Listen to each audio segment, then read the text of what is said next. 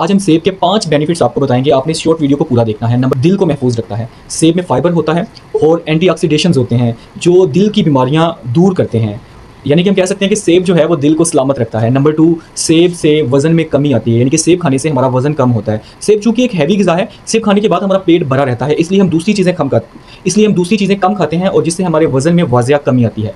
Number 3, सेब निज़ाम हाज़मा बेहतर करता है। सेब में फाइबर होता है जो हमारे निज़ाम हाज़मा को बेहतर बनाता है। सेब खाने से हमारा पेट साफ रहता है और सेब से हमारा मैदा भी तंदुरुस्त रहता है। नंबर 4, सेब हमारे दिमाग को ताकतवर बनाता है। सेब खाने से हमारी जो याददाश्त है वो बेहतर होती है और हमारे दिमाग को सेब तरोताज़ा रखता है।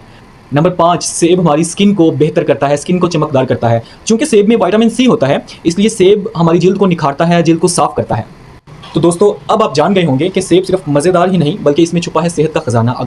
अगर आपको सेब बहुत पसंद है तो कमेंट्स में ज़रूर बताइएगा। अगर आपने चैनल को सब्सक्राइब नहीं किया तो चैनल को सब्सक्राइब कर लीजिएगा, एक लाइक ज़रूर दीजिएगा।